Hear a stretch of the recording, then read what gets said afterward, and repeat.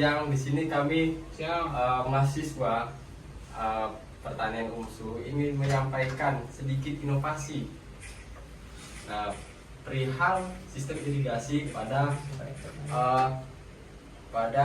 tanaman cabai. Gitu. Nah, di sini saya akan memperkenalkan diri. Ada beberapa tim dari kami.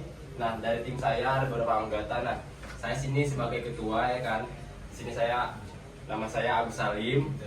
Nah, di sini ada Abang Da AG, Abang Da Fikri, Abang Da Muhammad Rizky, dan Abang Da Muhammad Yusuf. Nah, Bapak udah tahu belum sistem irigasi itu apa? Belum. Nah, mungkin itu nanti bakalan dijelaskan sama tim saya apa itu irigasi dan irigasi ya macam-macam irigasi gitu. Nah, mungkin saya persilakan. Ya, sebelum kawan-kawan menjelaskan, alangkah baiknya saya kasih dulu brosur sedikit ya kepada Bapak. Iya, Pak. Brosur ngomong gila kok gitu. Ini. Nah, mungkin bisa dibuka ya. Itu ada brosur. Nah, mungkin bisa Bapak baca. Nah, mungkin bisa dijelaskan oleh teman saya, rekan saya. Cabai kan Bang, apa irigasi itu, Bang? Jadi irigasi itu adalah usaha penyediaan dan pengaturan air untuk mendukung pertumbuhan tanaman, terutama pada saat curah hujan yang tidak mencukupi.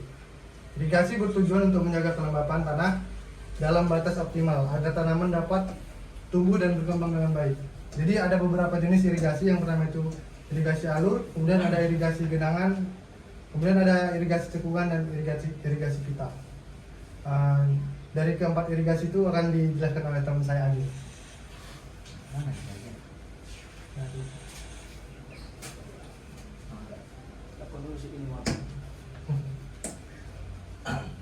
Jadi tadi kan ada 3 jenis irigasi, empat irigasi.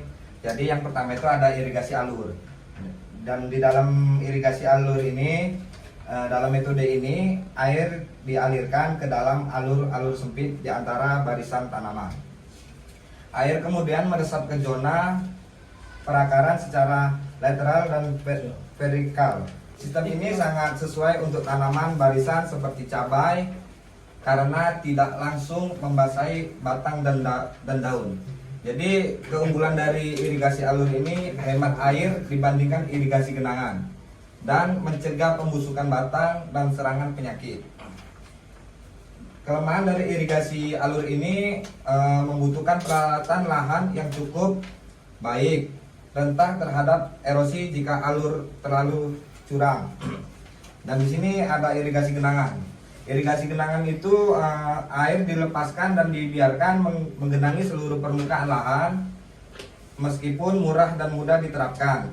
Sistem ini kurang efisien karena yang hilang melalui penguapan dan perkolasi. Keunggulan dari irigasi genangan ini penerapan mudah dan sangat cepat, tidak memerlukan saluran khusus. Dan ada juga kelemahan dari irigasi genangan ini tidak efisien untuk tanaman hortikultura seperti cabai, meningkatkan resiko penyakit akar dan pembusukan. Dan selanjutnya akan dibacakan oleh rekan saya Yusuf.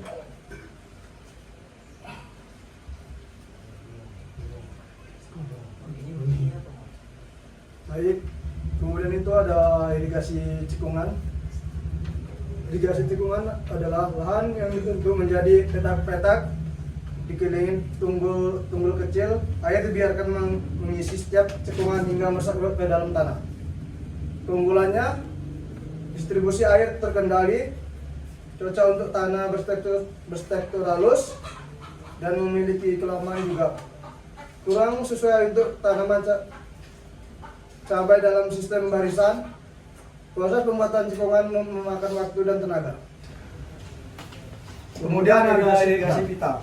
Lahan dibagi jalur atau peta menjelang yang dipisahkan oleh tanggul. Air dibiarkan dari ujung peta dan meresap ke dalam tanah secara merata. Keunggulannya cocok untuk lahan datar hingga agak miring. Dapat digunakan untuk tanah hortikultura dan sistem barisan lebar.